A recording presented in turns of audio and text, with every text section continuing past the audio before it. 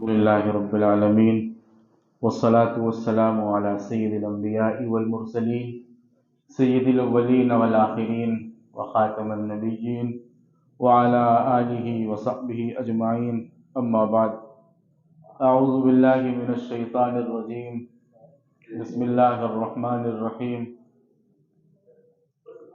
سبحان الذي أسرى بعبده ليلا من المسجد الحرام إلى المسجد الأقصى الذي باركنا حوله لنريه من آياتنا إنه هو السميع البصير صدق اللہ العظیم۔ محترم بزرگوں، دینی اور ایمانی بھائیوں، میں نے آپ کے سامنے قرآن مجید کی ایک آیت تلاوت کی ہے۔ باری تعالیٰ اسی آیت کے ذیل میں چند باتیں کہنے کی توفیق عطا فرما دے اور ان باتوں کو ہمیں اور آپ کو سمجھنے کی توفیق عطا فرما دے۔ میرے بزرگوں، اللہ کے آخری پیغمبر حضرت محمد ابن عبداللہ، حضرت محمد الرسول اللہ صلی اللہ علیہ وسلم اس دنیا میں تشریف لائے اللہ کے آخری نبی بن کر۔ آئے سب سے آخر میں اور آخری بن کر آئے۔ ہمارا آپ کا سب کا ایمان ہے کہ ہمارے نبی حضرت محمد الرسول اللہ صلی اللہ علیہ وسلم اللہ کے سچے نبی ہیں اور آخری نبی۔ ہم اگر آپ کو سچا مانیں اور آخری نہ مانیں تو ہم مسلمان نہیں ہوں گے۔ یہاں سچا بھی ماننا ہے اور آخری بھی ماننا ہے۔ حضرت سیدنا موسیٰ، حضرت سیدنا عیسیٰ، غرض یہ کہ جتنے پیغمبر آئے، اللہ کے آخری پیغمبر سے پہلے جتنے رسول آئے، ان سب کو رسول ماننا ضروری ہے، لیکن ان کو آخری نہیں مانا جائے۔ ہمارے نبی حضرت محمد رسول اللہ صلی اللہ علیہ وسلم کو سچا نبی بھی مانا جائے گا اور آخری نبی مانا جائے گا۔ اب آپ کے بعد نہ کوئی نبی آ سکتا ہے، نہ کوئی رسول آ سکتا ہے، نہ کوئی پیغمبر آ سکتا ہے۔ آپ اللہ کے آخری پیغمبر، اللہ کے آخری نبی اور اللہ کے آخری رسول ہیں۔ آپ جب تشریف لائے تو آپ مکے میں رہے 40 سال تک، اس کے بعد نبوت کا آپ نے اعلان فرمایا۔ اللہ نے آپ کو نبی بنایا۔ یوں تو آپ حضرت سیدنا آدم علیہ نبینا علیہ الصلاۃ والسلام سے پہلے نبی بنائے جا چکے تھے، لیکن آپ نے اپنی نبوت کا اعلان 40 سال کے بعد کیا۔ جب آپ نے نبوت کا اعلان فرمایا تو آپ کے اپنے آپ کے دشمن ہو گئے، آپ کے گھر والے آپ کے دشمن ہو گئے، آپ کے چچا آپ کے دشمن ہو گئے، آپ کے بھتیجے آپ کے دشمن ہو گئے، اور آپ کو پریشان کرنے لگے، ستانے لگے، یہ کہنے لگے کہ تم اللہ کو ایک کیوں کہتے ہو، تم معبود کو ایک کیوں کہتے ہو؟ ہمارے یہاں تو 365 معبود ہیں، ہم ان کی عبادت کرتے ہیں۔ ہمارے یہاں تو پانی کا الگ معبود ہے، ہمارے یہاں تو رزق کا الگ معبود ہے، ہمارے یہاں تو ہوا کا الگ معبود ہے، اور تم کہتے ہو کہ معبود ایک ہے، عبادت اسی کی جائے گی۔ صرف اس بنیاد پر پورا مکہ، آپ کا پورا خاندان آپ کا دشمن ہو گیا اور بے انتہا ستایا، ایسا ستایا کہ جس کے بارے میں ہم لوگ تصور نہیں کر سکتے، سوچ نہیں سکتے، اتنا ستایا۔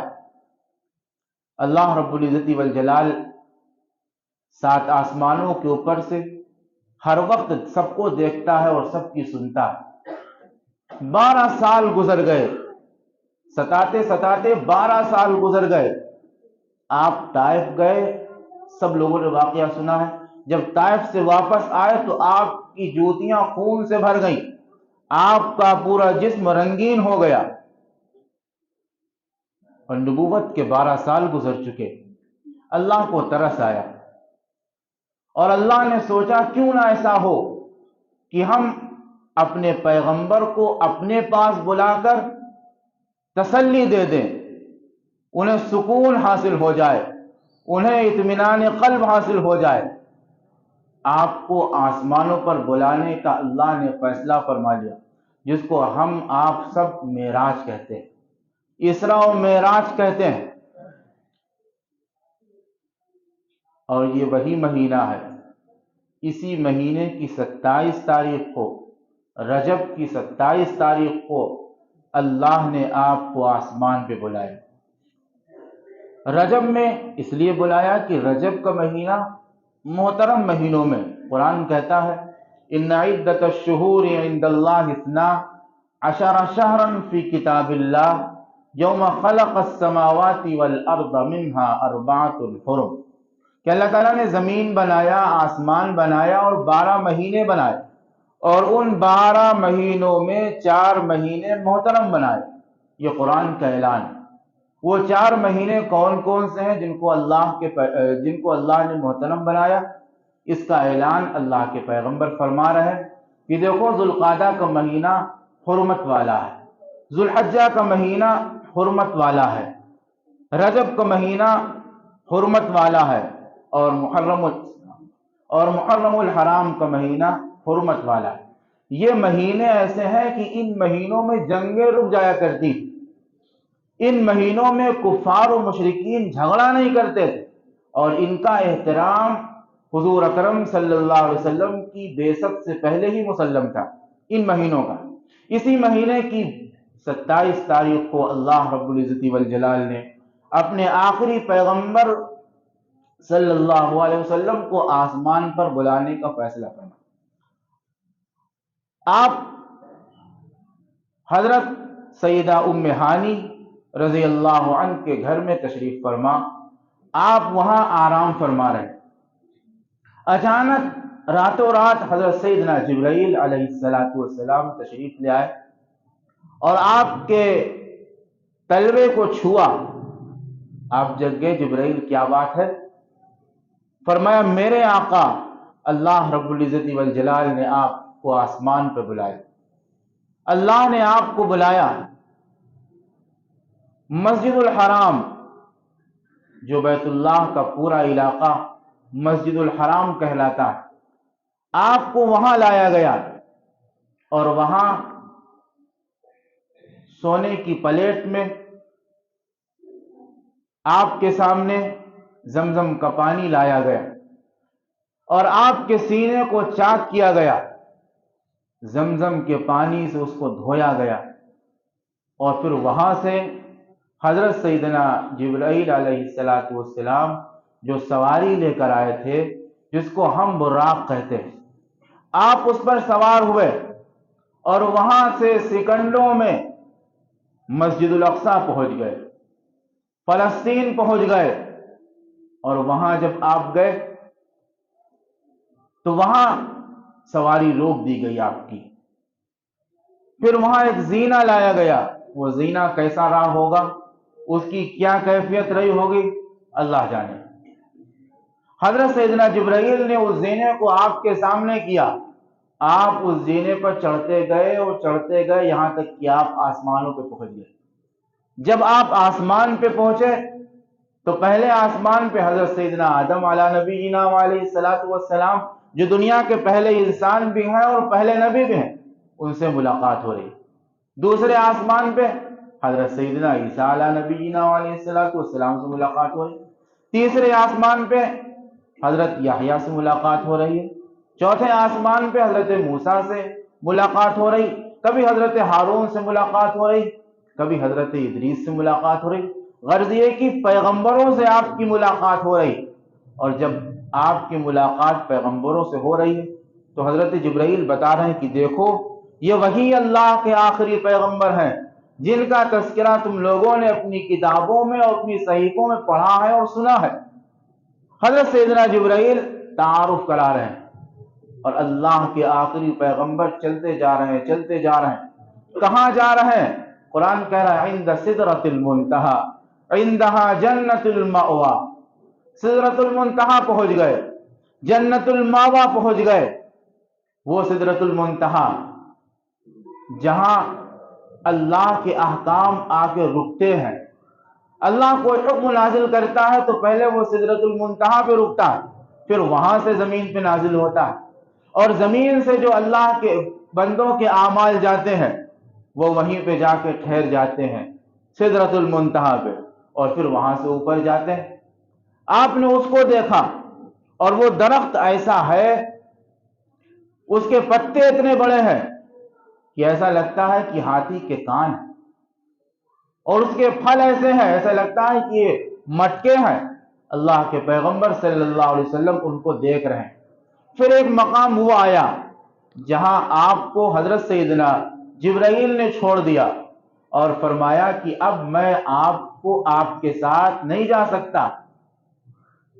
اللہ کے پیغمبر صلی اللہ علیہ وسلم وہاں دیکھ رہے ہیں، نہ کوئی آدم ہے نہ آدم ذات، کیسے آگے بڑھیں؟ غیب سے آواز آئی کہ آگے چلتے چلے آؤ۔ کہاں تک آپ چلے گئے؟ ثم دنا فتدلى فكان قاب قوسين او ادنى فاوحى الى عبده ما اوحى۔ اللہ فرماتا ہے وہ میرے قریب آتے چلے گئے، اتنے قریب آئے ایسا لگتا ہے کہ دو کمانوں کا فاصلہ رہ گیا اللہ اور نبی کے درمیان۔ اللہ فرماتا ہے نہیں نہیں، اس سے بھی کم فاصلہ رہ گیا۔ جب فاصلہ رہ گیا تو اب اللہ کیا کہہ رہا ہے؟ فاوحى الى عبده ما اوحى، ہم نے جو کچھ چاہا اپنے پیغمبر کو سنایا، بتایا، وحی کی۔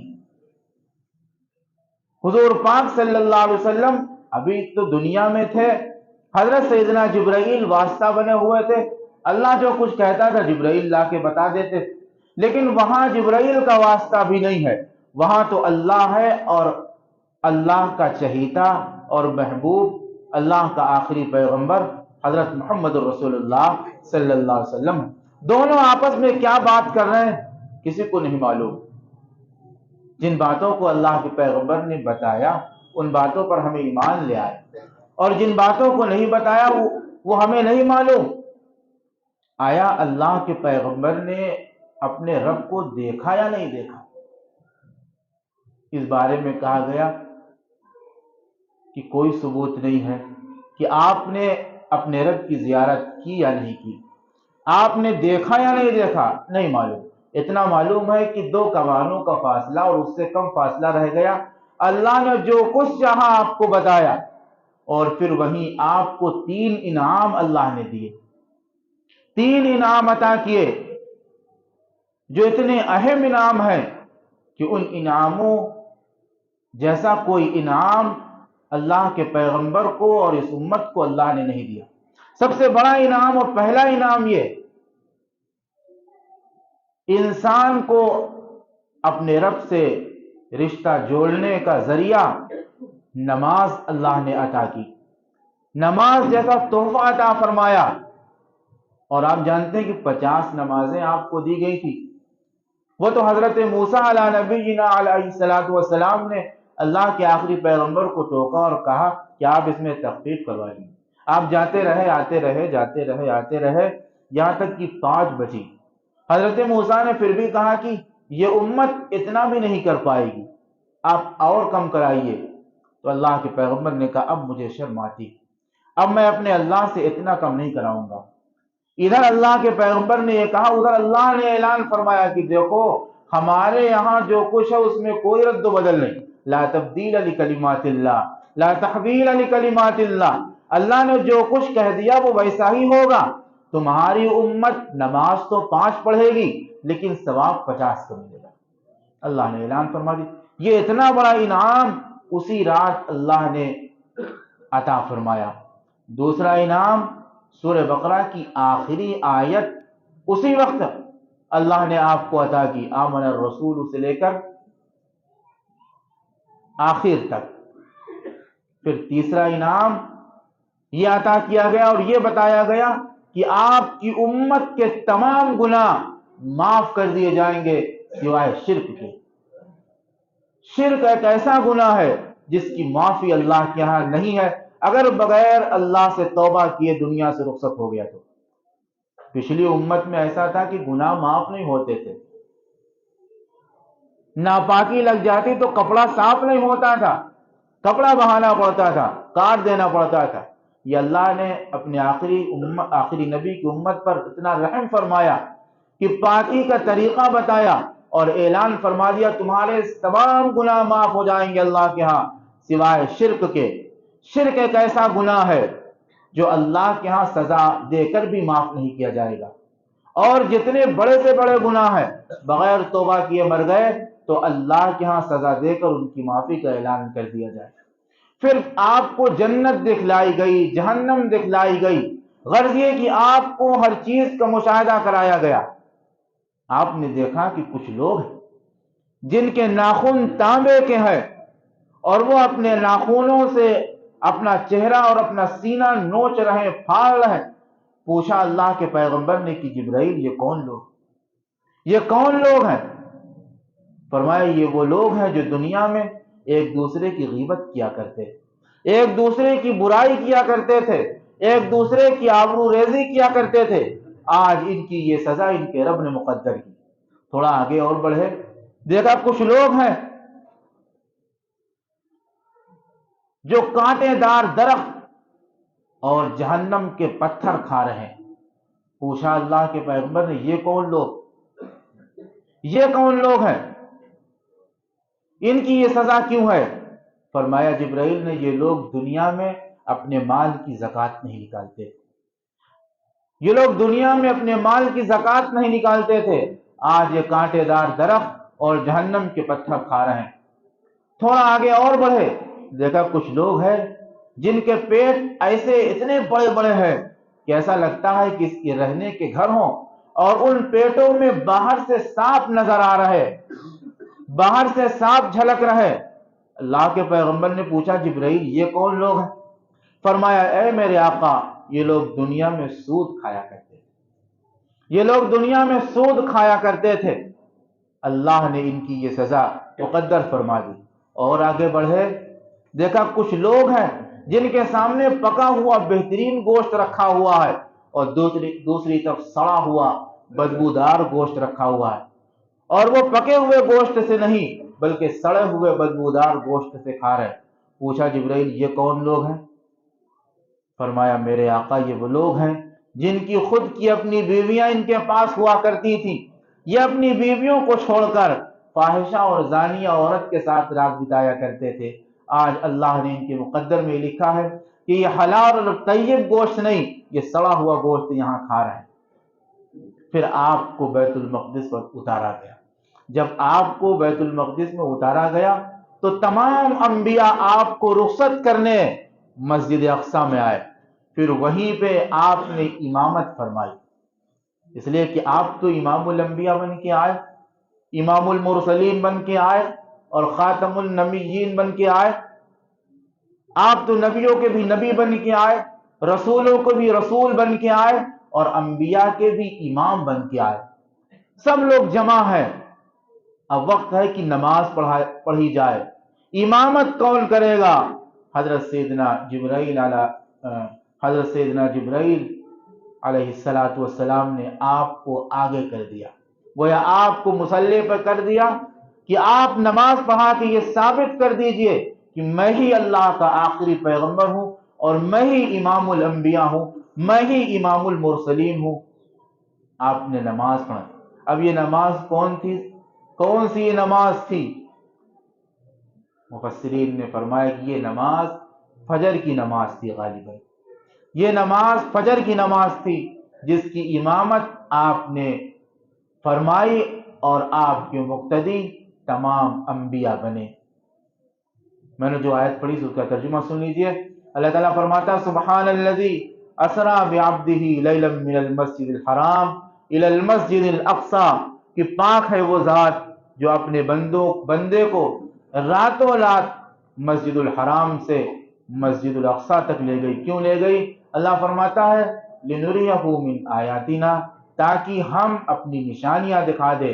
اس لیے کہ بیت المقدس کے ارد گرد فلسطین کے پورے علاقے میں انبیاء کی قبریں ہیں، وہاں انبیاء مدفون ہیں اور وہ برکت والا علاقہ ہے، وہاں ہر چیز کی پیداوار ہے۔ اللہ فرماتا ہے یہ میری نشانی ہے، میں نے چاہا کہ میں اپنی نشانیاں تمہیں دکھا دوں، اس لیے میں نے مسجد الحرام سے تمہیں اٹھایا اور مسجد الاقصی میں تمہیں روکا تاکہ اپنی نشانیوں کا مشاہدہ تمہیں کرا دوں۔ انہ هو السمیع العلیم، اللہ سب کچھ دیکھتا ہے اور جانتا ہے۔ اللہ رب العزت والجلال ہم سب کو سمجھنے کی توفیق عطا فرمائے اور عمل کرنے کی توفیق عطا فرمائے، اور اس معراج کی سچائی ہمارے دل میں بیٹھ جائے۔ ہم میں سے ایسے ہیں جو یہ سمجھتے ہیں کہ آپ کو معراج جسمانی نہیں ہوئی بلکہ آپ خواب میں گئے، ایسا نہیں ہے، بلکہ آپ اپنے جسم مبارک کے ساتھ گئے، اور آپ کے علاقے کا جو قافلہ شام سے واپس ہو رہا تھا آپ نے ان سے ملاقات بھی کی۔ آپ اپنے جسم کے ساتھ گئے اور رات کے چند حصے میں آپ نے سب کچھ کیا۔ روایت کرنے والے تو یہاں تک بتاتے ہیں کہ آپ لوٹ کے آئے تو آپ کا بستر بھی گرم تھا اور آپ کے دروازے کی کنڈی بھی ہل رہی تھی، وہ سیکنڈوں میں یہ سارے کام ہو گئے۔ کیوں؟ اللہ کے لیے یہ سب کرنا کوئی مشکل بات نہیں ہے۔ وہ تو یہ اعلان کرتا ہے انما اراد اللہ ان یقول له کن فیکون، جب وہ چاہتا ہے کسی چیز کے کرنے کا تو وہ کہتا ہے کہ ہو جا، وہ چیز ہو جایا کرتی۔ اللہ کے لیے کیا مشکل ہے؟ اس نے رات کے ایک حصے میں اللہ کے پیغمبر کو پورے آسمانوں کی سیر کرا کر، وہاں کے عجائبات دکھا کر، جنت اور جہنم کا مشاہدہ کرا کر اسی مکے میں واپس کر دیا، اور مکے والوں نے بھی آپ کو تکذیب بھی کی، آپ کو جھٹلایا بھی، لیکن جو چیز سچی ہے اس چیز کو کبھی کوئی جھٹلا نہیں سکتا۔ اللہ رب العزت والجلال ہم سب کو سمجھنے کی توفیق عطا فرمائے۔ وآخر دعوانا